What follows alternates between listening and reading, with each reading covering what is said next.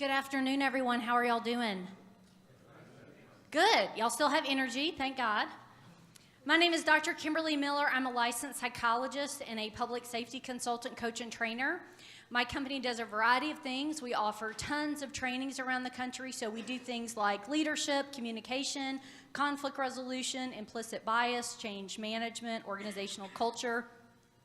We also help organizations in a variety of ways doing consultation. So, for example, we help organizations with character-based hiring, character-based promotional processes, creating succession planning, mentoring programs, etc. And we also offer coaching from the line level all the way up to the executive level, helping individuals improve their performance at work and in life. Before I let my co-presenter introduce himself and provide a framework for the class, IECP has asked me to read some things to y'all. IECP would like to remind the audience that the following activities are prohibited in this workshop: taking flash photography during the sessions, taking photos of the slide presentations. This session is being video recorded and will be available on the IACP members-only website in approximately 2 weeks. If we are able to take audience questions, we would ask you to either step to the mic, or if we're just asking you a question during class, if you just say it and we'll repeat it in the microphone so we get both the question and the answer recorded.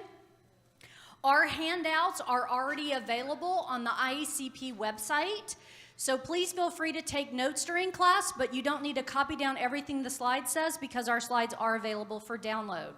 If for some reason there's a malfunction in the computer world with the download, you can feel free to reach out to either David or I, and we're happy to email you those slides directly.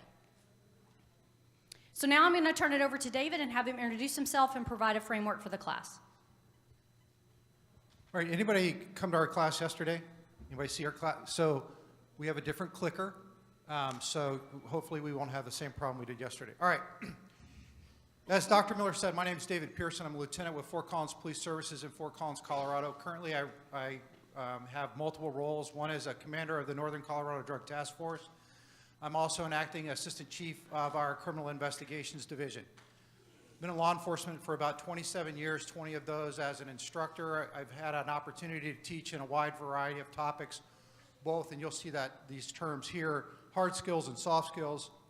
So employee engagement, communication, conflict resolution, but I've also been able to teach SWAT tactics, team leader tactics, mobile field force, incident command. I've had the opportunity to do less lethal for a long period of time. In addition to the work that I do for Dr. Miller, I'm also an adjunct instructor for the National Tactical Officers Association. I've been with them since about 2005. My primary discipline is less lethal, so I'm the primary less lethal instructor. We go over impact munitions, chemical agents, flashbangs. So that's kind of a little bit about me and a little bit about this class. So the way of the Jedi, where'd this come from? So I don't know if you guys are into that, but I was sitting and reading a couple articles about warrior versus guardian and this pendulum swing that I saw us doing depending on the day and the time that we've been in police work. And for those of us that have been around for a while, we know that pendulum swings back and forth. We'll talk about 1033 program. It was turned off for a while. Now we're turning it back on, so there's a constant movement. But being in the SWAT world, I also know that there's just this kind of this joke between the SROs and SWAT guys and gals and all this kind of stuff. And I was thinking to myself, surely there's a way to describe a police officer, deputy sheriff, regardless, corrections officer, that doesn't require us to go from one extreme to the other. And so I started thinking about not using warrior or guardian, so I thought of the Jedi. I thought of, anybody not know Star Wars or Jedi? We have a small kiosk outside that you can watch the 18 hours of video if you want to catch up. So I thought of the Jedi. I thought of somebody that was compassionate, that was approachable, that was interested in the community, but also was able to deal with some pretty bad stuff. And that's what our officers and deputies are asked to do. We see some horrific things that occur. So we can't just be guardians. You have to have an ability to take care of things. So as I started to think about that, Dr. Miller and I started speaking, and we kind of put this class together and had an opportunity to get some pretty decent feedback. And so hopefully you will enjoy the class. So we're going to provide a little bit of the framework for what got this class started. And y'all know this better than I. Right now, the state of the world is pretty hostile toward law enforcement. Doesn't necessarily mean your community is hostile to your police department, but if you look on the news or talk to people, and we saw a lot of the protests this week, people are after law enforcement. They assume the worst about you instead of assuming the best. Because 99% of law enforcement does the right thing for the right reason. Like any profession, you have people that do the wrong thing and make everybody look bad, but we have that as psychologists too. Everybody has bad people. But what gets spun oftentimes in the media is the bad stuff, the negative stuff, or they just tell part of the story instead of the whole story about a particular incident. So because the world is hostile, citizens, civilians, have come to sort of expect bias, poor tactics, and negative encounters. And it's interesting because many of these people that have a negative view of law enforcement might have not even gotten a ticket in their life. But they hear something on the news or on the media and have a negative perception, but they've never had necessarily a one-on-one contact with somebody in law enforcement, which is unfortunate and obviously unfair. So this negative sort of mindset and reaction from many citizens in our world has sort of primed both sides for negative reactions. It's led to a lack of trust, and that's really been a problem all around. All right, so what has the response to this been? The first response that we see up there is going to be this issue of increased accountability. Everyone wants us to be more accountable about everything that we do. We'll talk a little bit about our value, but in the past, we kind of said, well, this is who we are, this is why we do things, and now people are asking for us to explain a little bit more. They're asking us to be more accountable for everything from dealing with suicidals all the way up to large-scale protests. The other thing is that response has created some fear. This whole idea of we need to cover our rear ends as administrators or as the department, because if we don't do everything perfectly, someone's going to come along and they're going to sue us, or we're going to have to explain to our public. Now, we have cameras up there, and I don't want you to, this is not an anti-camera class, but we throw cameras out as this quick fix, and we say cameras are going to take care of behavior. And if you watch some of the videos that I watch, do cameras really change behavior? No, they capture it a little bit better. We have cameras in our department. We've had several officer-involved shootings recently, and they have helped us show that what we're doing is the appropriate thing. But oftentimes, I've seen city councils or other people say, well, if we just get cameras, we'll be able to take care of the behavior of our law enforcement officials in our jurisdiction. And we're just saying, I don't think that's the case. One of the things that Simon Sinek talked about the other day was the idea of intensity over consistency. And that's what we're talking about here when we start talking about you can't go out and do a quick fix and expect it to fix all of our problems. Line level afraid and unwilling to do the job. We've seen that in different places around the country. One was a case down in Birmingham where Dr. Miller comes from. You have an officer that ends up getting severely beaten, and when I asked why they didn't do anything, they said, I was afraid to do my job. I thought I was going to get in trouble. And so you have that around the country. You've seen this in administrations and public officials who are unwilling to hold people accountable and watch as their city burns, but they don't want to take some sort of action because they're worried that if they take it against whatever your message is, that's going to be negative. And so you handcuff people. The next thing you see is this identity crisis, this warrior versus guardian. We talked a little bit about the 1033 program. People didn't want that. We don't want military equipment out in our law enforcement. The problem is that what I've seen is, especially in dealing in some of the other classes that I teach, we have communities that want a different idea, and I have no problem with that. They want somebody that's going to be involved and engaged in the community that is actually approachable, that doesn't have the mirror sunglasses on, and the shirts cut so tight that stand there that say, stay away from me. I don't want to talk to you. The problem that we have is, and we saw that just in Vegas, there are some horrific things that occur around our country. And we just can't have a bunch of sheep out in the community. We have to have people that are willing to step up and go take the problem, or take some sort of action to the problem. So when we start to balance that and we start to look at that, we have this identity crisis. And lastly, new trainings and ideas. I was talking to somebody the other day and they said, hey, Ferguson was the big change. Well, out of Ferguson, anybody ever hear of the alternative? Anybody ever hear of that? Out of Ferguson, they came up with a less lethal idea, and it was this little thing you take off of your belt and you hook on the end of your pistol, and when you pull the trigger, the bullet's encapsulated inside this projectile and it goes down range, and when it hits the person, it knocks them over and they're cooperative. And that was the idea.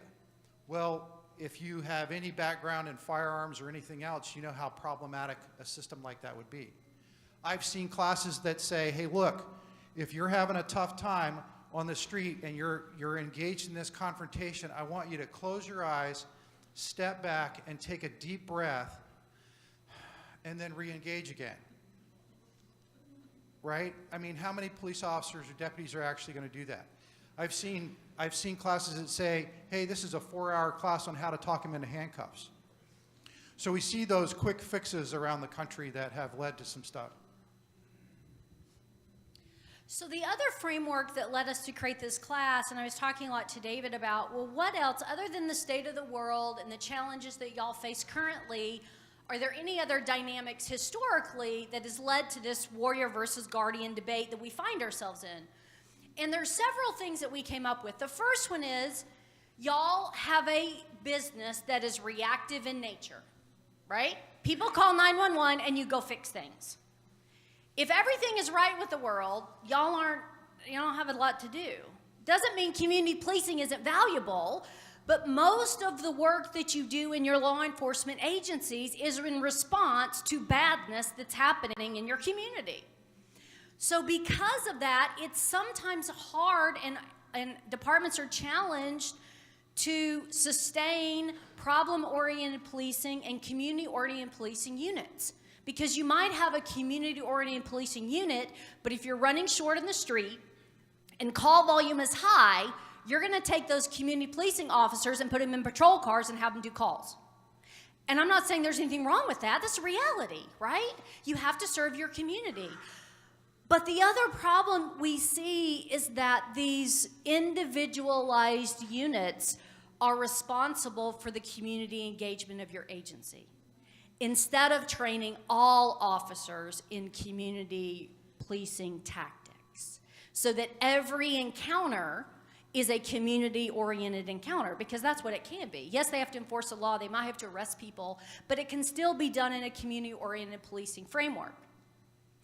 Additionally, from higher, there is very much in your paramilitary culture a framework of power, authority, and position. And I'm not saying that's necessarily bad, right? Rank has a place. But oftentimes it's the new people that are beat down. There's a lot of hazing sometimes that happens in academies or even in FTO. Like one person told me, oh, if I'm the FTO, you have to walk 5 steps behind me. Okay. What does that teach that person? You're worth nothing. You mean nothing. You have to earn your keep. And again, some of you might be thinking, oh, well, that's part of the reality. Yes, but when officers are sent the regular message, they're not worth anything, they're the gum on the bottom of the shoe, they will find another place to find respect, because they don't find it in the building, and often they will find it outside the building in the way that they're policing.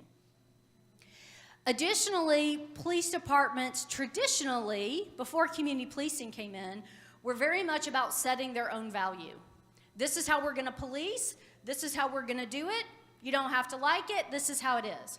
Now, I will say the vast majority of police departments work in collaboration with their communities, but I think part of the reason it became this debate of warrior versus guardian and the citizens pushing back is they didn't feel like their needs were always heard from agencies that police them.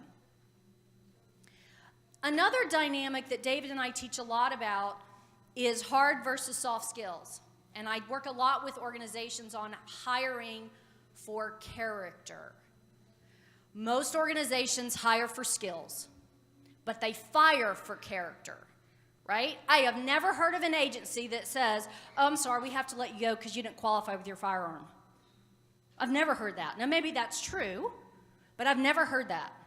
But I have heard people got fired because they lied, they cheat, they steal, they mistreat the public, they have excessive uses of forces. that kind of stuff. So the challenge is, yes, people need to have skills, but I think part of the challenge is there hasn't been the focus and the value on the soft skills. And David's going to talk about that a little bit more. And I think the bigger piece around that is there's not, for the vast majority of agencies, a soft skill training accountability program. Because let's go back to firearms. If your officers don't qualify, they don't work. But think about this. When is the last time a leader at any level of your organization, in order to maintain rank, had to qualify with their leadership every year?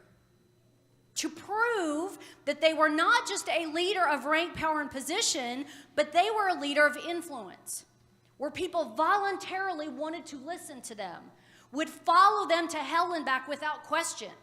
That's influence.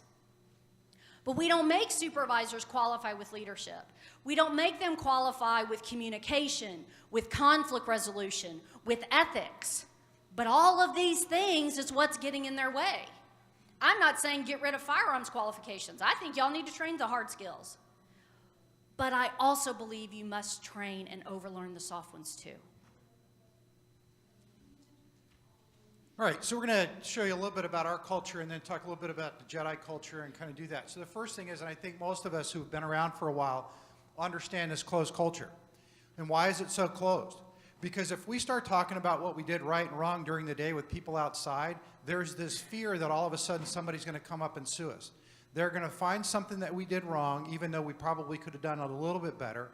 And so when we air our dirty laundry, we keep that inside the building. We don't ask for anybody else to look at that. It's that good old boy, good old girl system. The other thing that we look at is that respect thing. And Dr. Miller started to talk about that. My first organization, Prince George's County, was a very militaristic-based recruit academy. Same kind of thing. We had to brace against the wall when the instructor came by. Same thing when I got into the department. You don't park in the sergeant's spot. You can't talk to the FTO unless he's looking at you, or whatever that is. And so we keep pushing this rank, power, and position, and then we wonder why, when an officer or deputy can't get respect inside the building, what do they do outside the building? They walk up to a citizen and they demand the respect the way that they've been treated or been trained to demand respect. And we wonder why those relationships aren't as good as they should be. Now, there's a lot of great things about our culture, a lot of great things. We're just going to point out a few that probably led us down this road. Next thing we talk about is inconsistent mentoring and developing. Who here has a formalized mentoring or succession plan in their organization? So look around, right? There's probably 5 or 6 hands up. Anybody ever go through the fire drill when somebody leaves and we figure out, oh, somebody's got to take their position? We did that at our department. Yep, chief ended up leaving, and now we have to go find an interim chief. We had a deputy chief retire, and so now we didn't do a good job of planning for that future, and we're trying to catch up. Next thing we talk about is threat assessment and judgment. We talked a little bit about this in class yesterday. For law enforcement, threat assessment is a great tool. We go into a large crowd. Most of that crowd is invisible to us. We're looking for the 1 or 2 bad people in the crowd that are causing a problem. And we're very good at doing that. If we're a dispatcher on the phone, we work through all the BS. We figure out the main points, we try to get to those, and we get those out to the officers in the field. The problem is I take that same threat assessment and I take that inside the building, and when I'm dealing with my buddy inside the building or my boss, I'm like, I wonder why he's talking to me like this. I wonder if I'm in trouble. And then we take that home to our spouses and our families, and we never turn that off. So that has created some problems for us.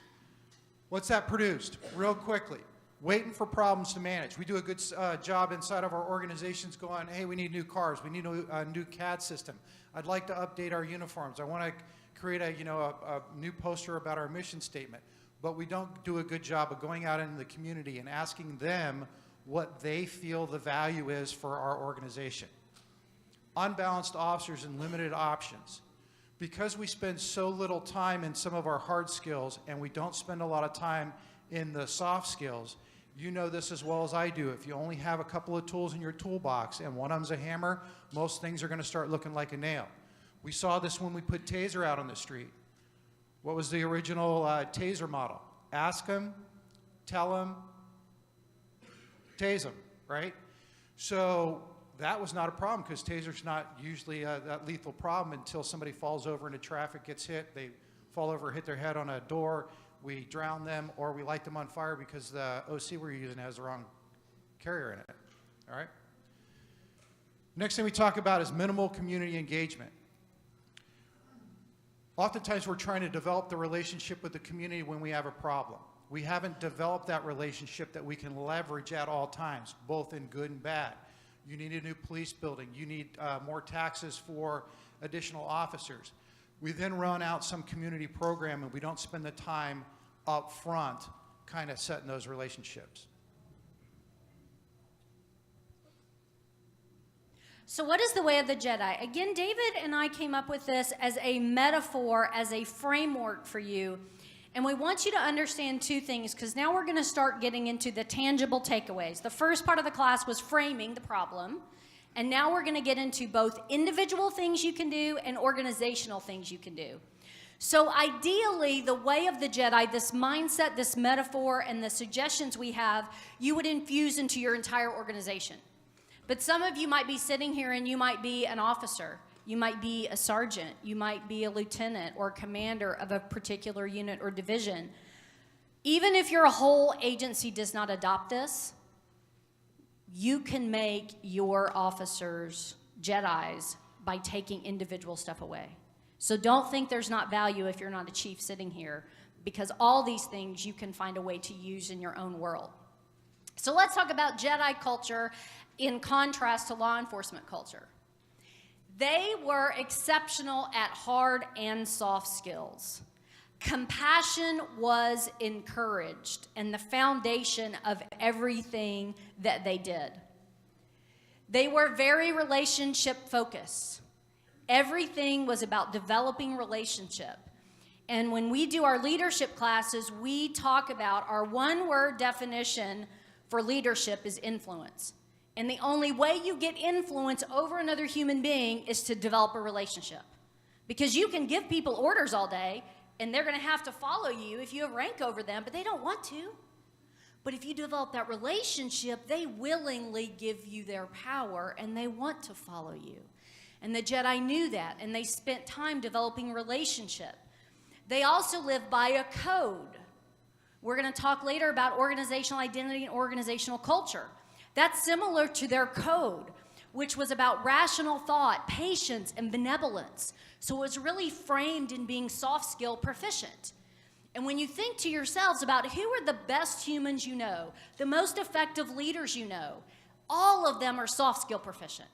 All of them. When I do my leadership class and I ask people, write down the top 5 qualities of your best mentor or supervisor ever. Nobody writes down they were the best shot in the department. Nobody. Or the best defensive tactics instructor. They said they were kind. They held me accountable.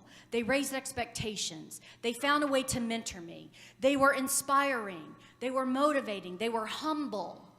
So the Jedi are a great metaphor for this lesson because they lived by this code. Now, the other thing the Jedi preached, and whether you've seen one or you've seen all the Star Wars movies, Yoda always says, stay away from the dark side. Hate, anger, that leads you to the dark side. Same thing that get officers in trouble. When you think of sustained use of force issues, there has never been a sustained use of force issue against an officer when they were in total control of their emotions. It's always the emotions that get you. It's the anger, it's the frustration. And what we were talking about yesterday is when officers don't have an energy reserve, right? They haven't taken time off. They haven't filled up their bank account. They don't have energy reserves. You don't have a space for good character. You're pissed and you're tired. So you don't have a space to be kind and compassionate because you haven't done the self-care to fill yourself back up and get in that space. But the Jedi is great because they said you have to manage this bad stuff or it's really going to get in your way. All right, we talked about this. Jedi, mentoring is the standard. Ongoing, humble learning and self-reflection. So Luke says, I can't believe it. And Yoda, who's having a really difficult conversation with him, says, you know, that's why you failed. Think about that if all your supervisors, every one of them, had that ability to coach and mentor. And so when we start talking about this, and we'll touch on that mentoring program later as one of our steps, that's a huge piece that we draw on from that from the Jedi culture as compared to our current culture. The next thing we talk about is they only promoted those who fit. You heard that from Simon Sinek. I always mess up his name. He talked about that with SEAL Team 6 in his example. He said, look, most times we're promoting those guys that are doing the job the best, but we're not promoting those who we trust. And that's very similar to what we're talking about here. If you guys remember the early movies, which I didn't like as much, but we won't get off on that particular issue about which movies were better.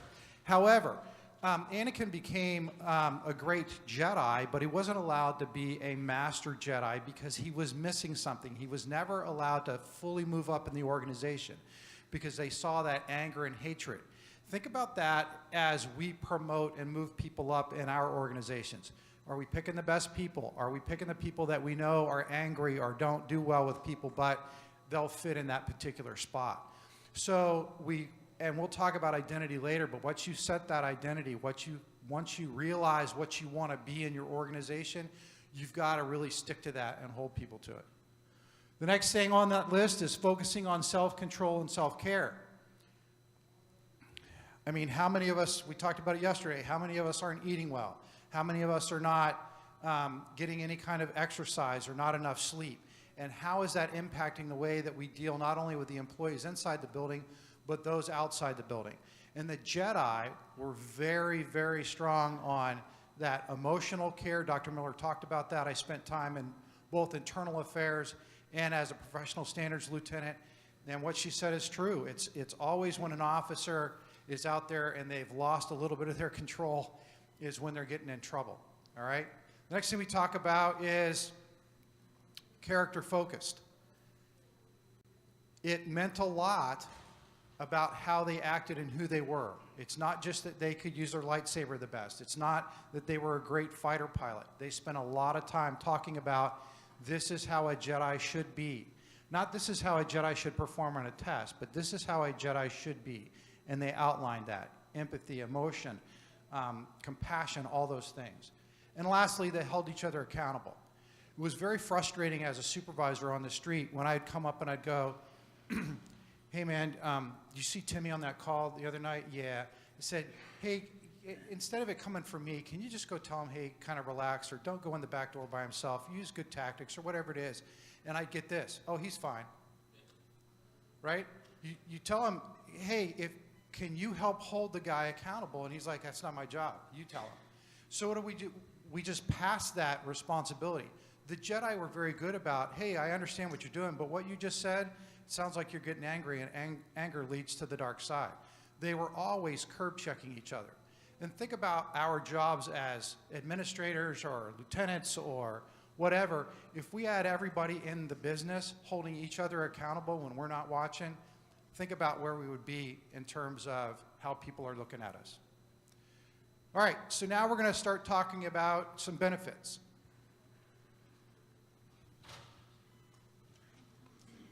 Okay. So number one, you're going to have well-rounded complete officers where they're soft skill and hard skill proficient. Number two, you're going to have community relationships that can be leveraged at all times. So David and I have talked about the importance of leading from influence, spending time to develop the relationship with people in the building so they want to act right, are challenged, and want to be pushed to the next level. But the other thing is spending time and being strategic about developing relationships with your community, because you want to have influence as law enforcement over your community. When you have to shoot somebody, you want them to give you the benefit of the doubt.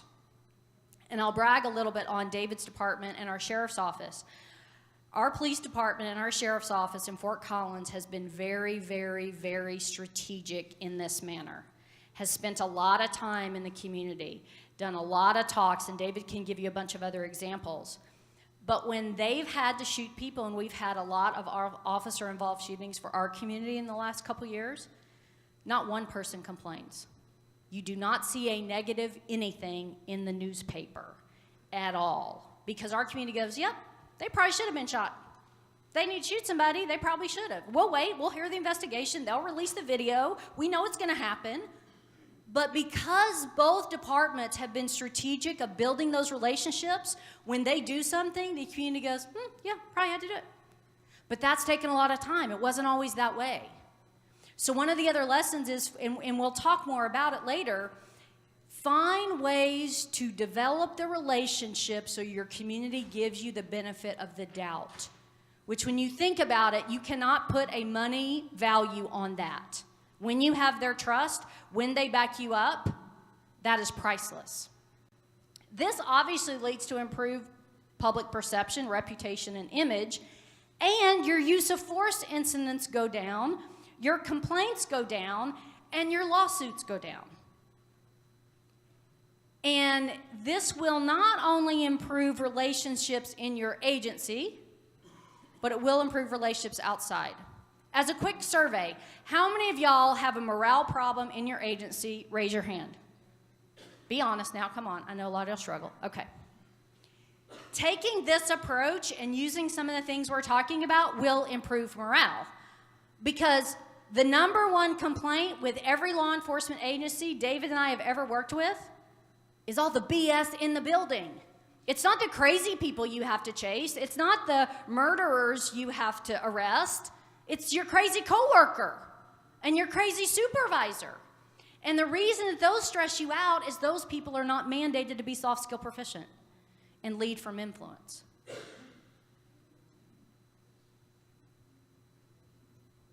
All right, real quick, we're going to go through the steps, and then we're going to keep hitting on some stuff. So the first step we're going to ask you is talking about identity. The Jedi had a very strong identity of who they were, and that's what we want you to have, a very strong identity of who you are, and we'll talk about that.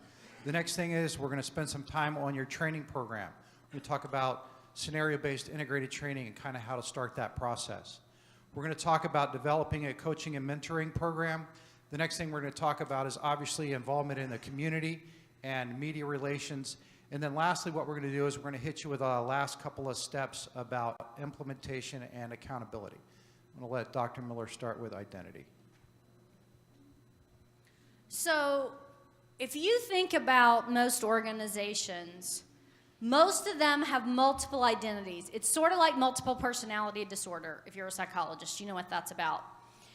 Because basically, we let people come to work and act however they want to. Think about that. You have your superstars that come to work, and they're superstars, and you love them.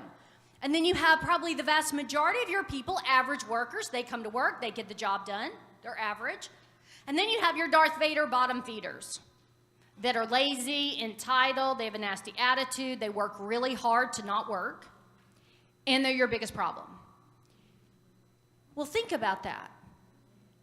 Most organizations, everybody gets to come to work and work like they define. That's crazy. And the reason everybody gets to come to work and do whatever they want is most organizations are not strategic at creating a singular identity. What's your police department? Baltimore. Oh, you're the postal inspectors. So, most organizations don't say, if you want to work as a U.S. and postal inspector, you're going to do these things, period, and if you don't, you're going to be fired. That's it.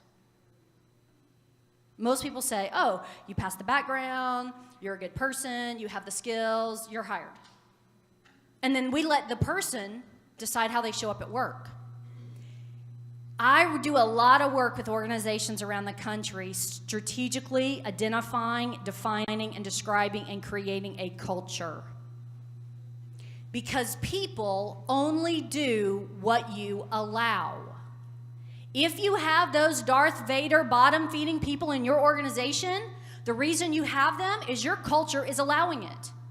Now, you might be a chief and go, I'm not allowing it. Yeah, but their sergeant on midnights is.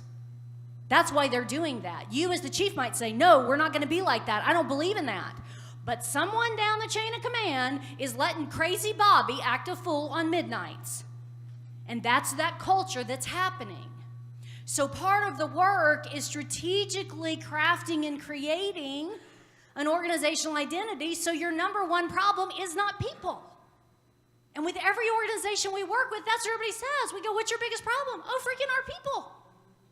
Then they'll also say very quickly, and they're our biggest asset, and we love them, some of them. But the rest of these people are crazy, and they're a problem. That's a cultural issue. So how do you do this? And what is it? Number one, an organizational identity is a combination of the enduring qualities, beliefs, traits, and actions that make an organization different and distinct from others. So your identity is not as a public safety agency. It's not as a law enforcement agency. What makes your police department, your sheriff's office, your postal inspector office different than all the others? What are the specific things you stand for and value? Leadership from influence, integrity, honesty, community engagement, whatever that is, what makes you different? In essence, it describes who you are, what you stand for, and what can be expected from everyone, not just the good and the average. Everybody has to live from this. And it should be the core foundation from which you operate. So how do you do this? Now, obviously, this can be an 8-hour class by itself, but let me give you the steps. Number one, you are creating a culture. This is not just creating a strategic planning document for Kalia that sits on the shelf and you never use, but it's creating a culture, and it has to be character-based. Additionally, it can't be something that comes down from command staff, because you have to get the people to be involved in it. You have to involve them and engage them. Now, how do you do it? And I'll tell you the only 3 questions you have to ask to do this work. There are 3 questions if you want to write them down. If not, they'll be on the recording. You can get them later. First question, who are we as the Postal Inspection Division? Meaning, what are the positive strength-based things everybody does 90% of the time? And I'll give you some examples of those. It's going to be things like professionalism, customer service, unity in times of a crisis. It's going to be a short list, but it's an important list because I always like to start with positives, because every agency has way more positives than negatives. Second question, who are we striving to be? What's your agency? Fantastic. Who are we striving to be as the New Mexico State Police? That is, what are the positive strength-based things y'all do less than 90%? Again, some people might be at 0, other people might be at 89. This is going to be a longer list.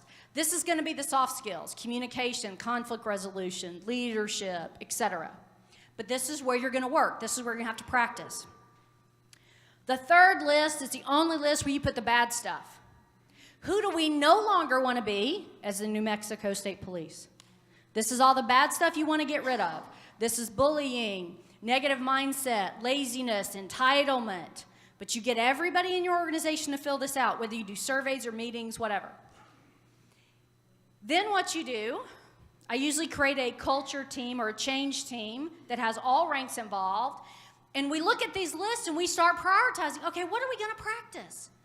Because what you can't do, let's say one of the things that comes out is conflict. We need to do better at conflict in the building.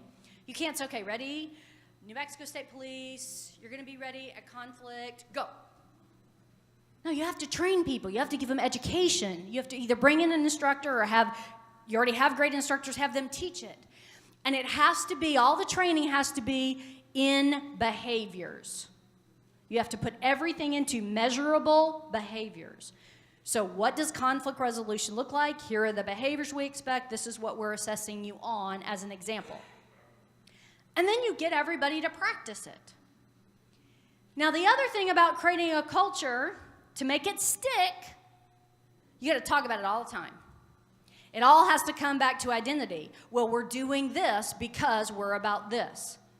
We're changing our promotion process because all of you said one of the biggest challenges are supervisors aren't good at conflict resolution.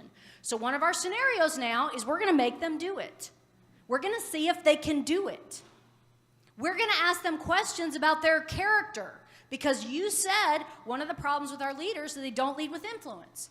So we're going to ask them specific character-based questions in the promotional process because y'all said you wanted to be a character-based organization.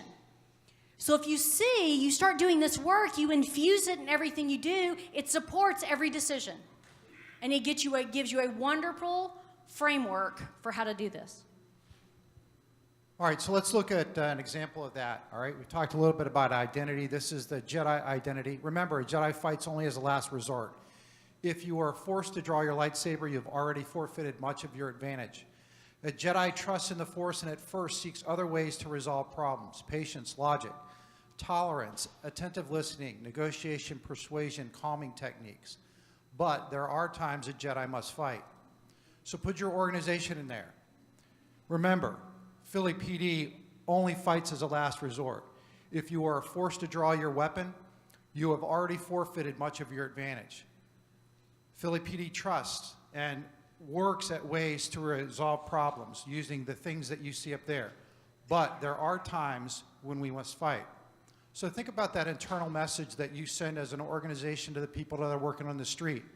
We have a high expectation that you're going to lead with these things, your soft skills. We're going to ask you that you have an understanding of the mentally ill, of different communities and different cultures. We want you to lead with patience and compassion, but we understand that there are times that you're going to have to fight. And when you do, and you do it the right way, we're going to back you up 100%. And then think about the message outside of the organization. You're telling your community, look, this is who we are, this is how we want to be. But understand this, when something really bad happens, we're going to have to take action. And when we do, we're going to do it the right way, but we know that we're going to have to fight. And when we do it, here's how it's going to look. So as we look at identity, making sure that you're picking the one for your organization, and then as Dr. Miller said, bring people back to that all the time. Remind them, a Jedi doesn't do that, or your organization. All right, questions on identity? All right, we're going to move into the training part of this. So the next thing we're going to talk about is your training. So hard skills. We all know as being police officers that we are mandated to do certain things. We have to do firearms, defensive tactics. We have to do driving. As we have gotten through the years, now we have more and more mandates on some other things. But we spend a large majority of our time in the hard skills. Where we don't spend them is in the soft skills. Usually, when we start running out of time and money, we say, okay, let's just do that 1 hour, verbal judo class, and we'll mark that box off, and we'll never go back to it. We don't have any scenario-based training, and we don't integrate these with other skills. A good friend of mine that I teach with, Mark Neal, I think Jeff knows him, always says, you will not rise to the occasion, you'll fall to the level of your training. In other words, you're not going to fight like Bond and shoot like Bourne in an engagement unless you've trained to that level. The same thing's true for your soft skills. If you've never had the opportunity to practice them over and over again in a training environment, you can't expect them to take those out and use them in a wonderful manner when they are under severe stress on a mentally ill, suicidal call. It's not going to happen. So what we talk about with scenario-based training, anybody remember the BART transit officer that was ended up shooting the guy in the back instead of the taser? Everybody know who Dr. Bill Lewinsky is from Force Science Research? One of the concepts that he came up with was slips and capture errors. Anybody know what that one is? Anybody ever heard of that before? A couple? Tell me if I'm right. Actually, I had a Force Science Research guy in a class that I was in with this gentleman, and he forgot about it. So anyway, here's what he's saying. He's saying the BART transit officer is out there, and he's got this train. I'm going to use my own term for this, but he has this train track he's going down. I have a non-cooperative person. I'm going to take my taser out. I'm going to deploy it, and we're going to get this guy into custody. But what happens? Because he's never done that under stress, but he's done it a couple times, but he doesn't do it a lot under stress, and he hasn't thought through that, and he's never had to draw it quickly, he slipped off of that train track and was captured by what? Something he did all the time, which was drawing his pistol out, presenting it, and pulling the trigger. There was no stress inoculation, which is a term that Dr. Lewinsky came up with or talked about there. The guy hadn't been stress inoculated in that, so he slipped off the one train track and hit the other. And this is an important piece when we start talking about scenario-based training. Why is it important for you to take some time and do some of these scenario-based trainings? Is because they are going to slip off and they're going to get captured by something they do all the time that they've practiced. All right, soft skills, we've been talking about them. Here's a list. We're not going to go through all of them. You can add and subtract to that list, but basic communication, social IQ, decision making. You know, every time I start talking about tactics, I get certain aspects of police work, they just turn you off because you're a SWAT guy, you don't know what you're talking about. But decision making and doing it the right way and why you make decisions in a certain way or using a paradigm for that is all soft skill stuff. It has nothing to do with being a SWAT guy. Cultural awareness, we talked about all that stuff. All right, so why are these skills important? Normally we have two mics. We got shorted a mic. I apologize. We've already talked a lot about this, so I'm going to go through this pretty quick. The soft skills are the foundation of human interaction. It's what makes you a good officer. It makes you a good parent. It makes you a good partner, a good grandma, a good friend. And we've already covered this. Everything is about relationship with people inside your building and people in your community. If you want to have influence over people, you must not only for yourself practice the soft skills, but mandate proficiency in the people that you supervise. When I talk to officers about their hard skill usage, and I say, so why do y'all shoot all the time or drive all the time or practice defensive tactics? Very quick to say, high liability areas, perishable skill. I don't disagree. But all skills are perishable, not just the hard ones. And your greatest liability reduction tool is going to be your brain, your ears, and your mouth.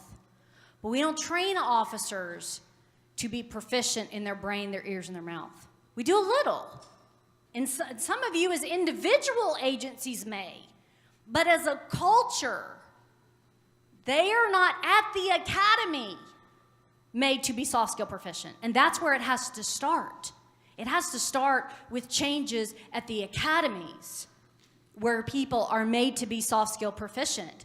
And officers need to be reminded when they roll their eyes, oh, this freaking verbal judo, de-escalation, implicit bias, what is this crap?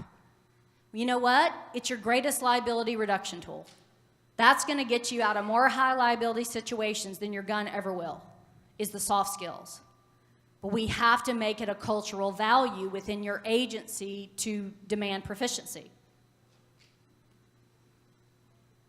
So if they're so great, why didn't everybody practice them? Why don't everybody learn them? Why don't we value that? We've already talked about it. It's not as valued as the hard skills. The assumption the hard skills are enough, David talked about that. Everything's a nail. And here's what I think the biggest barrier is, because I train sworn and civilians.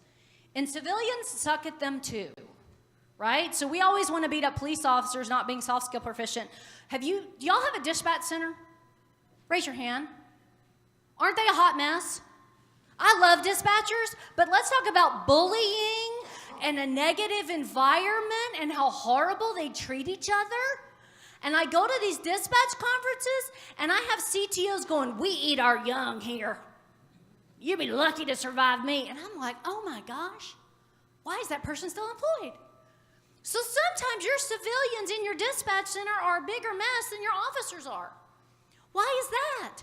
We don't make them practice soft skills either. We sort of do, like on the radio. Because if they're a hot mess on the radio, they'll lose their job. But if they're a hot mess with each other, they keep it. It's crazy. So I think our biggest barrier is we all are smart, intelligent adults. And we think we're good at this. Because I taught a class on this the other day, and I said, well, do we need to practice the soft skills? And one civilian gentleman said, oh, no, we communicate all the time. I said, yeah, I know I communicate all the time too, but I don't always do it well.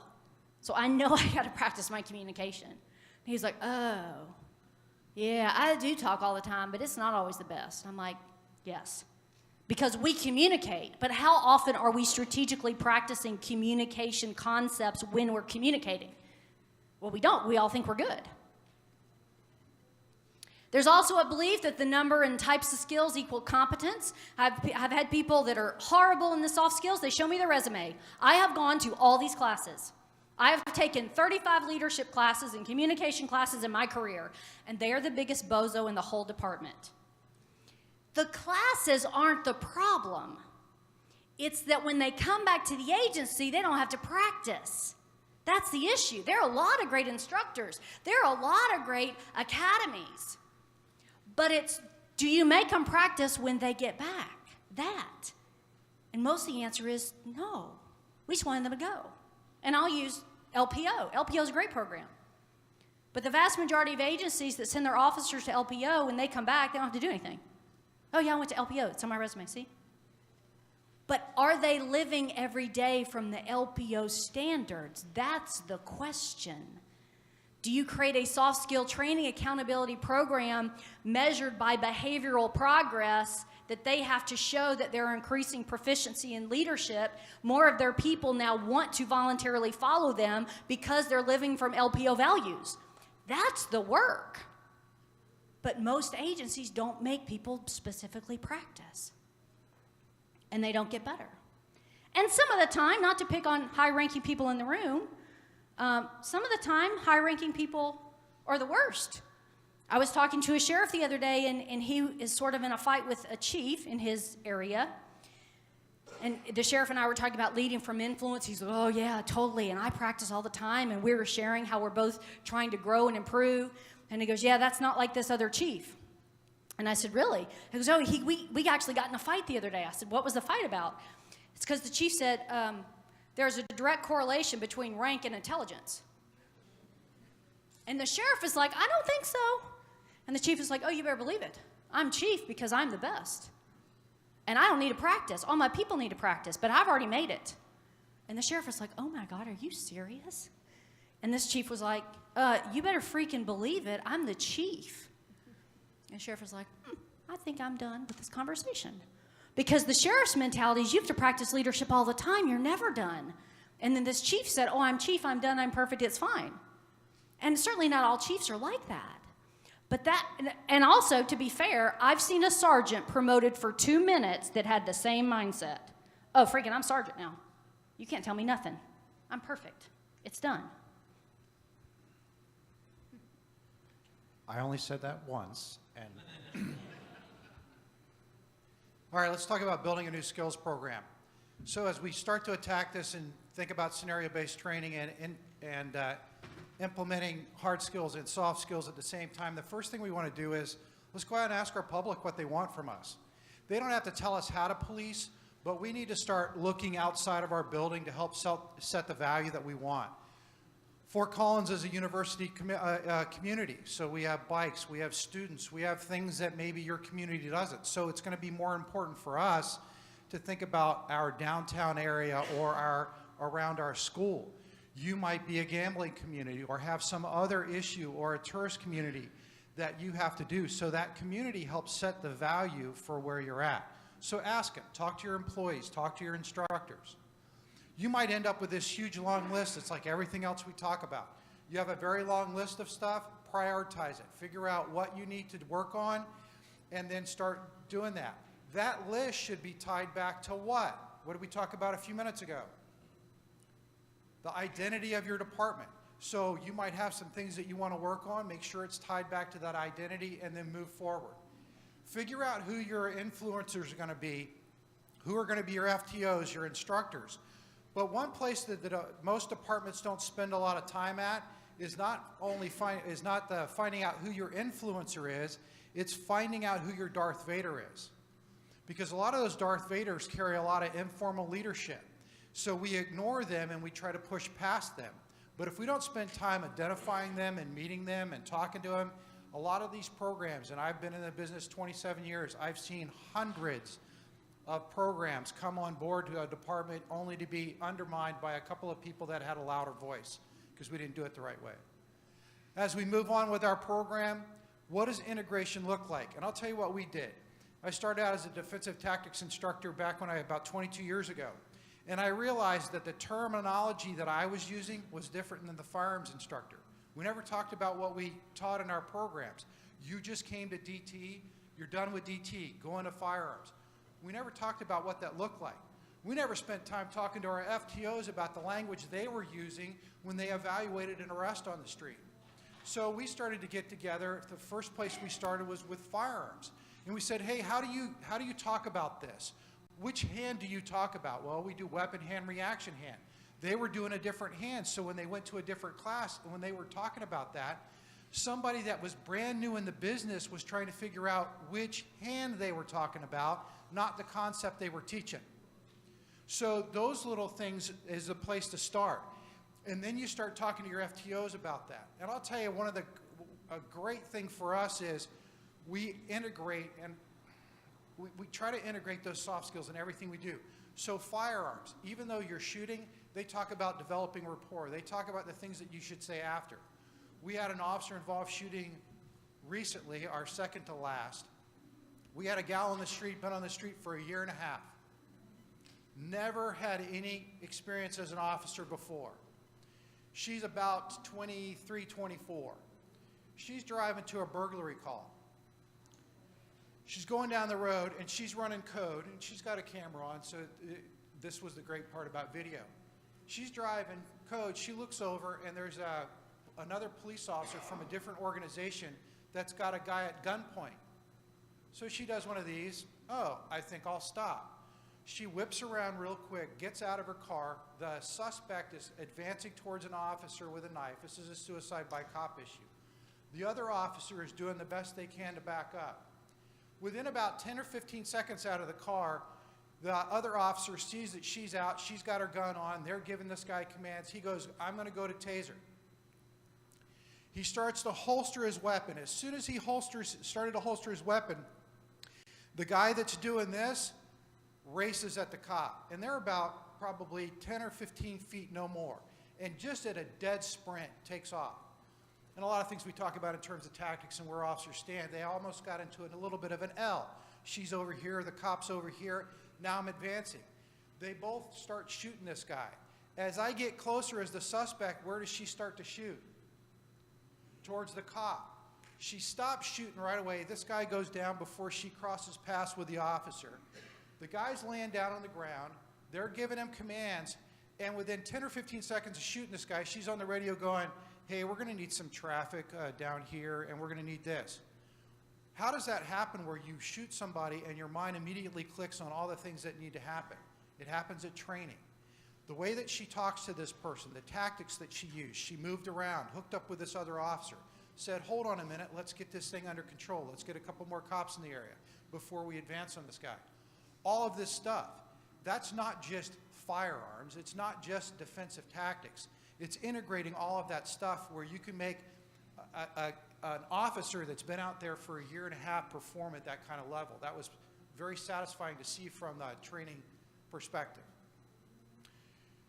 Incorporating it, as we talked about, into the FTO annual evaluations, our special units, our SWAT guys and gals should be doing the same thing that we train other people. Oftentimes that stereotype of the SWAT person is all they can do is break down a door, they can't think. Well, we spend a lot of time with our SWAT guys and gals talking to them about how to talk to people. All right. Next.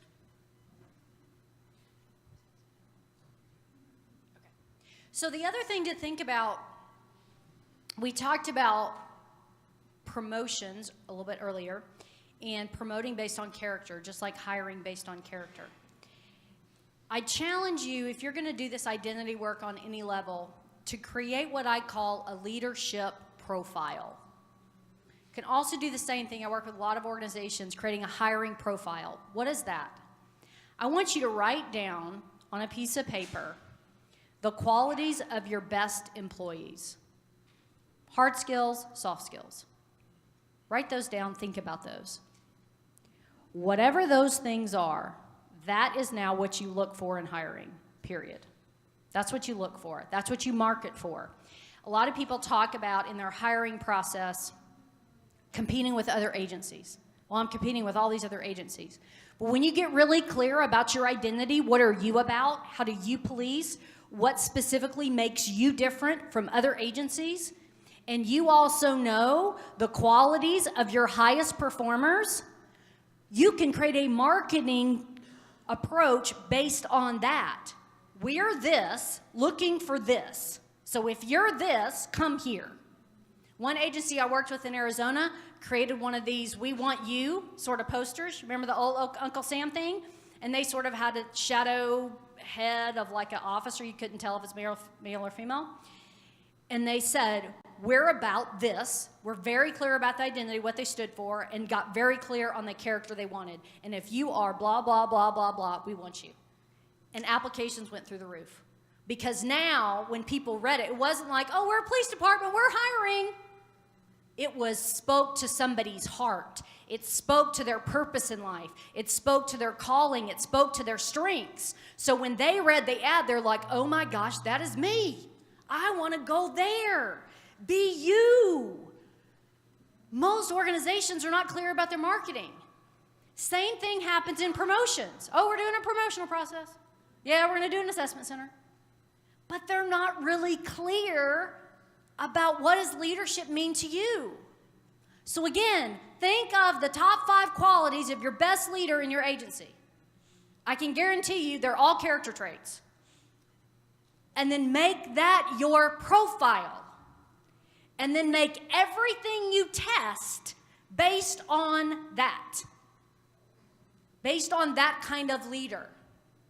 That's soft skill and hard skill proficient. Leads with influence. Is humble. Can admit a mistake. Challenges their people to be better. Doesn't play past the trash. Gives people the difficult feedback. But then make your promotional process assessing all of that. Because a lot of people, let's say for a street sergeant, want to run a tactical scenario like David was talking about. You describe a scene, what are you going to do, where are you going to stage people, all that stuff. Okay, that's fine, but in that tactical scenario, assess their character. Assess their ability to have their emotions in control. Because you can stress people out in a promotional process too. And see if they can regulate emotions. See if they can de-escalate themselves. Because if they can't de-escalate in a promotional process, they're not going to be able to do it on the street. So think about what leadership means to you. Not just what you want in training, but what do you want in a leader? Because I'll tell you, I run promotional processes. And 99.9% of promotional processes, assessment centers, have 0 predictive validity. 0, not 10%, not 20, none. None. Now, they have other kinds of validity, but being a measurement development expert, predictive validity is the most important. Because predictive validity means if he gets to the top of the list and I have a predictive, valid promotional process, he's the person that is living leadership as we define in our agency. He's the best. Most promotional processes promote the best test taker. They have nothing to do with leadership. The first step in improving your promotional process is getting very, very, very clear about what leadership means to you and being strategic about directly assessing that in your process. So that whether they're in the building or they're on the street, like David described, they're living from those principles.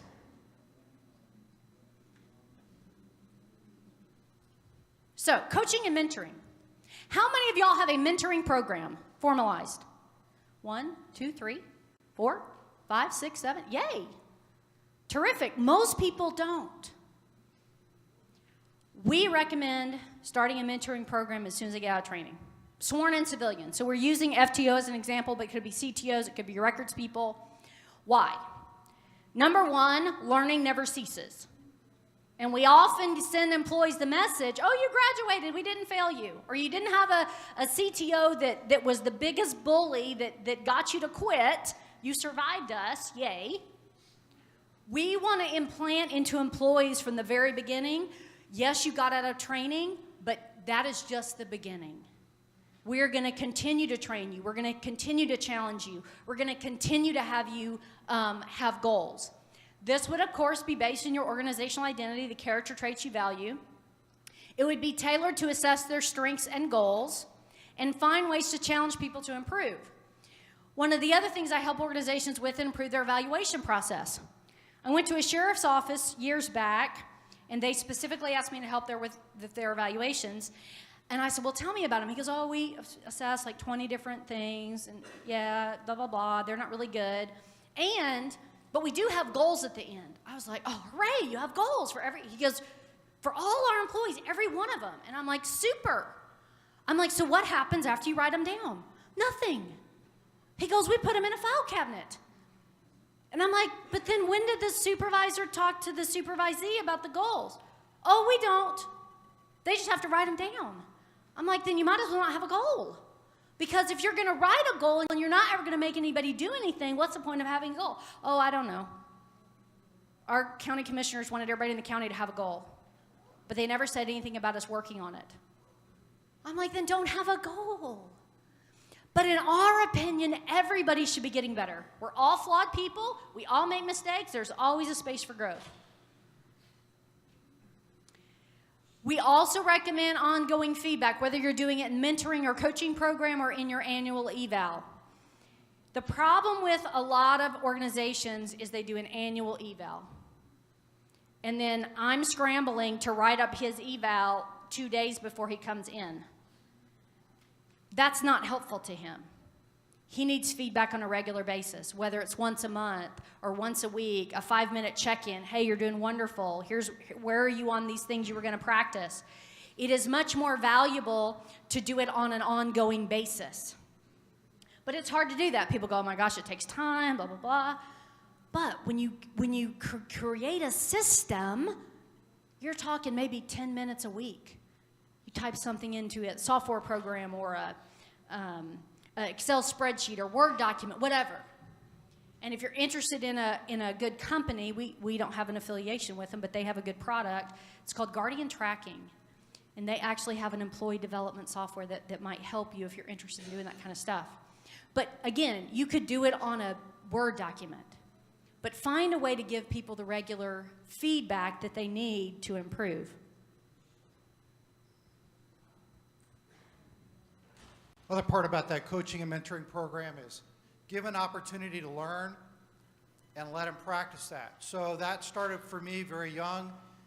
When I got an opportunity to be an acting supervisor, if I had a supervisor going into a meeting, they said, hey, look, I want you to run the road for about 2 hours. Now, the first couple of times that freaked me out. I'm like, what am I going to do if somebody has a question? Well, you know how that works. But always that opportunity. And if you look through your organization, oftentimes if you're creative, you can find ways to get people the chance to practice. While you're at a meeting, or if you're away for a day, or you're at a conference, let somebody step into that role. We have different shadow programs. So our Detective Bureau allows officers to come up for a 2-week period. We give them an opportunity to see what our particular, whether it's the task force or it's our crimes against persons unit, they can come up and get an idea of what's going on. They get to work on a little bit of some cases and do some things. But we give them the opportunity to do that. There has to be failure tolerance, and you guys and gals know this, but it's oftentimes do it my way, and if you don't do it my way, now you failed. We have to give people the opportunity to go out and try, and if they fail, there's very few mistakes that we can't fix in this business, but if we do, if they fall within that larger group of mistakes that we can fix, work them through that, get through why they did it, whether it was character-based or they just didn't have the training, and let them work on that. Honest feedback about fit. We're going to hit that a lot. Going back to that identity.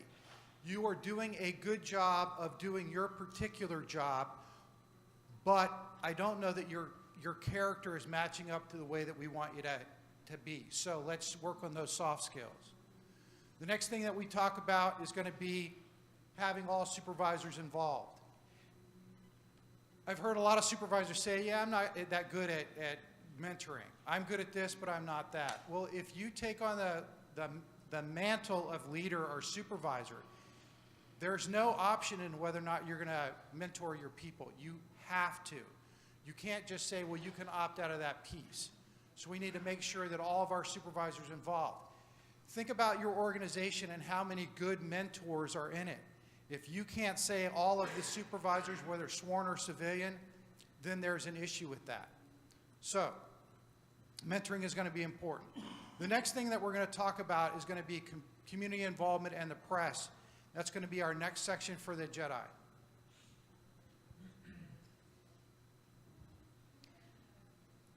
we're back to the idea of identity, but also helping y'all be more strategic in your marketing. We've talked a little bit about marketing for hire based on identity, developing the relationship with the community to have influence. But now we're going to talk about, tie back to the identity, but really, what do you want your community to think about you every day? First thing I want you to think about is the outcome and who your audiences are. So let's say, like us, you have a university community. What do you want your students to think about you and your agency? If you have a senior population, what do you want your seniors to think about you? If you happen to police in a city that has very large school districts, what are your students? What do you want them to think about you? Because you're going to have all these different groups, all these different audiences. But where do they exist? And what is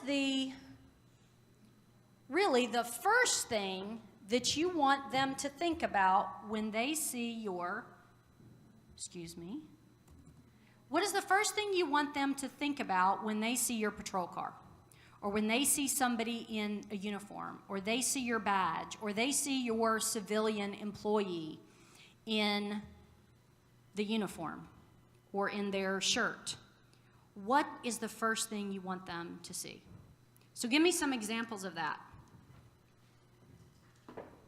What would you want students, when they see your patrol car drive down the street, what would you want students to think immediately about your agency? Give me a word. Trust. And what? Comfort. Great. Go say comfort and trust. Okay. So we'll take those two. Pride. Thank you. Pride, comfort, and trust. Confidence. Respect. Safety. Then the question becomes, do every employee in your agency, when they are interacting with the community, specifically do things to elicit those feelings? Most people would go, I don't know. Some people do. But that's what we're talking about. Trust, comfort, safety, professionalism, whatever. Then you need to talk inside the building. What behaviors and what experiences do we need to strategically craft and create when we're interacting with those populations? Because if I want you to trust me and everybody in my police department, we all have to provide experiences that elicit trust, that prove that we're trustworthy. But get back to the organizational identity issue. You have your superstars and your average people probably doing that. And then your Darth Vader undoes it all with one call, with one interaction, with one ticket that they write. Well, you got to get rid of that because you can't have one officer sabotage your reputation. So that's why we talk about the importance of getting really clear about identity, having the conversations and saying, what do we want people to think, and then how do we need to behave? Because the same thing would be true if you went back to your officers and your civilians and say, what do we want the community to believe about us? They will list only good things. So then the challenge becomes, okay, y'all listed these 20 great character traits. What should be our expectation for how we treat people outside these buildings and these populations? And then holding them to that. Because every interaction somebody in your organization has with a civilian in your community is a marketing moment. But people don't think about marketing that way. They think about Facebook and Twitter and a website. Marketing is what your people do every day. And the best marketers are going to be the people of best character that are soft skill proficient. The other thing about managing your message, and we're going to get into stuff about the press. Every time you communicate anything on Twitter, on Facebook, on Instagram, if you have that on your website, be very clear about why you did it. We're instituting a new community-based policing program because we believe we're only as good as the community we police. We value partnerships, we value knowledge and awareness and serving our community's needs, and we value earning the trust of the people that we police. So that's an example of an identity. Whatever you're doing, make it all about that. We're sending out a hiring process. We're looking for people who have the character traits of A, B, C, and D, because we're a police department that values these things, that promotes based on these things, and wants to create a positive environment for community policing. If you have an officer-involved shooting, and you're talking about what the officer did and why and et cetera, bring it back to your identity. We did such and such, and they made this decision because we train on hard and soft skills. We are releasing the video because we value transparency, etc. But too many agencies just send out a message or just put out a press release and don't bring it back to what they're about, and doesn't teach their community in every message about them, about the value, and about the character traits that they hold the most dear. All right, well, a couple of community engagement ideas. One of the things is, especially if you're going to roll out this brand new identity, is you have to be honest about where you were and where you want to go. Oftentimes we just say, hey, we're going to be different, and everybody's like, yeah, but you were like this yesterday. Explain to me what's different. Oftentimes if you take responsibility for that and say, hey, look, we had some problems with this in the past, but here's our new identity, here's where we're going to go. People get a chance to kind of voice their concern about where you were, but now collaborate on where you're going in the future. We talk about scheduling community meetings for all ranks and having all ranks participate.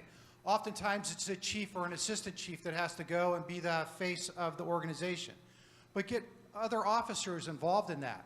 SROs get involved, or line level officers can show up to some of these events, and you get to know the people that are in your community, and you can help build those relationships that we talked about before.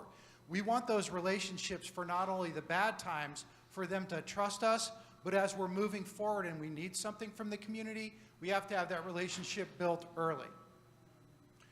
Participate in community events. Oftentimes, you have Santa Cops, or you have the Polar Plunge or something like that. Those are things that you can do and allow your officers to get involved in that, to show that a completely different side.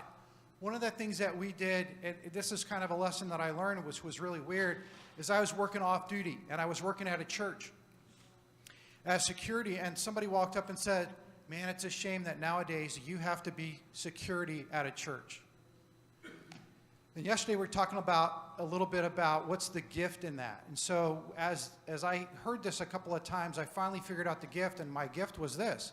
I looked at the next person that came up, and they said, hey, it's a shame that you have to be here to be security in a church. And I said, yeah, but what a wonderful opportunity for me to meet people that come up and thank me for my service. And what a wonderful opportunity is for you to be able to see me in a different light that's not law enforcement, truly law enforcement based. I had some of my best conversations just sitting around talking with parishioners about, different things going on in life and they didn't look at me as a cop anymore. I was a person. By the time I'd been in there 4 or 5 times, everybody's coming up, calling me by their first name or my first name, and we go on. So the more that we can get our officers out in those community events, the better. We talk about providing services and education to the community.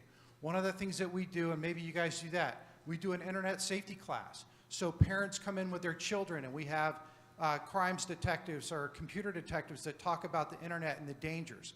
So the parents go into one room and the children go in another, and we use that as an education piece. We have an elderly population in our community. So our fraud and forgery people go out and they take pamphlets to some of these places, and they talk about, hey, beware of these fraud things that are going on. So there's a lot of different opportunities for you to do that. Why proactive communication? So we talk about working with the press, but we also talk about working inside of a building. One of the things that we got in trouble with inside of our building that we ran into was, hey, we're reading this all out of the paper. We find out, and we had a little bit of an issue with some personnel stuff, and they said, how come we're reading about that in the paper? So we spent a lot of time creating an internal communication system and a timeline of when we're going to release information to the press and when we're going to release information inside the building. The other reason that we do proactive, especially with the press, is if you're not talking to them, they're going to go talk to somebody else. In one of our the homicide that we just had about 3 or 4 days ago, I was getting inquiries, how come this person knows more than we know about the incident? So I spent a lot of time running and chasing some of that down. Because if we're not going to be talking, somebody's going to be talking for us. We want to get out in front of those controversies, and we want to give all the information that we can. You know this. In today's day and date, people want to know information. I've had people say, I've had a citizen go, how come you didn't tell me everything that happened with that homicide? How come you didn't call me the next day and let our community know that this homicide occurred? And the response is obviously politically correct to say, you really don't need that information. If there's a safety concern, we're obviously going to be there for you and tell you about that safety concern, but I'm not going to give you every detail of the homicide. That's not something that you need to know. Own up to your mistakes and describe lessons. So Dr. Miller was talking about the fact that we have a very good community, we have very good community support. And we have shot more people in the last couple of years than we have in the past.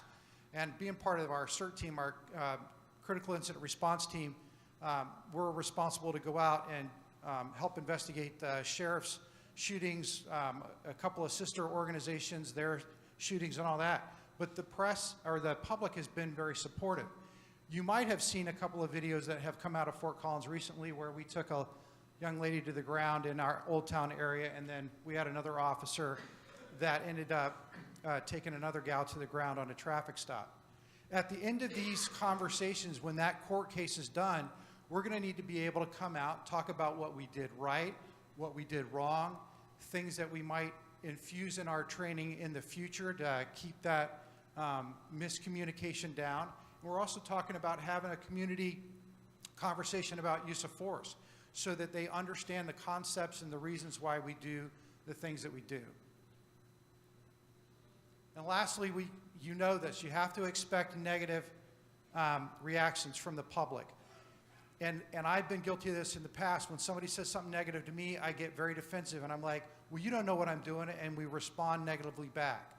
Oftentimes, if we just listen a little bit, and you guys know this, if you listen a little bit, allow and value that input, and now redirect it, have a much more logical conversation, it makes it easier for us to kind of tell our story. But law enforcement in the past has been historically very, very defensive about what we do. So leveraging the media, this gets back to a little bit of what I said before. Who is managing your message? Some of you might have a PIO, you might have a Facebook page, but I want you to think broader about that. Who is managing your message every day? Part of that is going to be your officers on the street. What are they doing? Not just in police tactics, but are they deliberately going out and engaging in behaviors that facilitate trust, pride, accountability, respect, professionalism? Because they, whether you realize it or not, are sending a message about your agency. We need to be much more deliberate about what we expect for officers and your civilians. Because the way they act in a grocery store, in a movie, at a restaurant, when they have something on that identifies even a badge, a civilian in civilian clothing with a badge that say they work for the Fort Collins Police Department, everybody looks at them, and if they act a fool, go, oh man,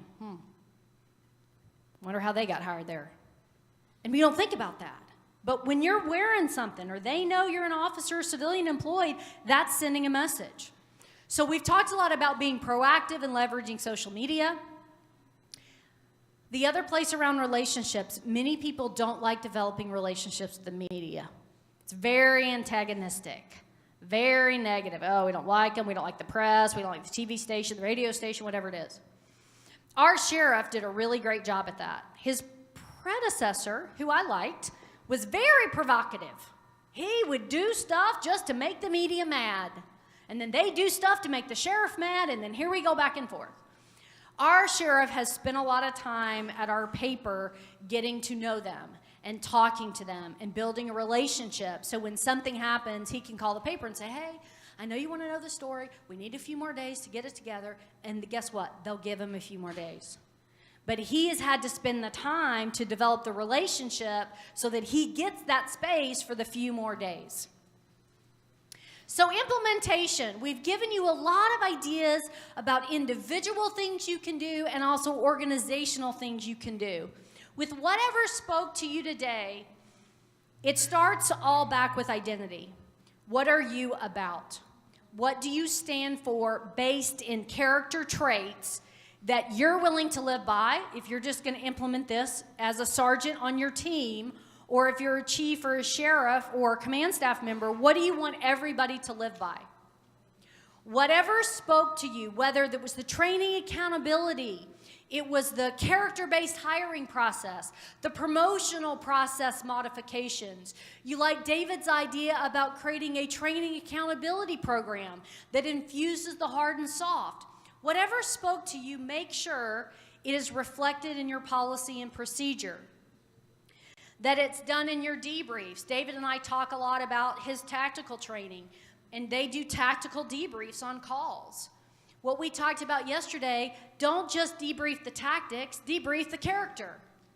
And what we talked about yesterday in our compassion, fatigue, stress management class was there's a direct relationship between how much energy you have and the character you show. Imagine if you had a 50-gallon barrel of energy. You're going to be the best person on the planet that day. But the problem with many officers in law enforcement, they come to work and they have a swig of energy left that day because they're not good at self-care. No one's modeling self-care in their agency. They haven't eaten well. Their stomach hurts. They have a migraine. They haven't slept. They've been burning themselves out on overtime. And they're going to go to a critical incident with a swig of water left in their energy bucket. And they probably that day will not show up with the best character because we haven't created a space where we've coached them and taught them to conserve their energy and practice the soft skills so that they can show up well. Make sure also that whatever you're going to measure, you have a way to measure it with documentation and forms, with your coaching people, an annual evaluation.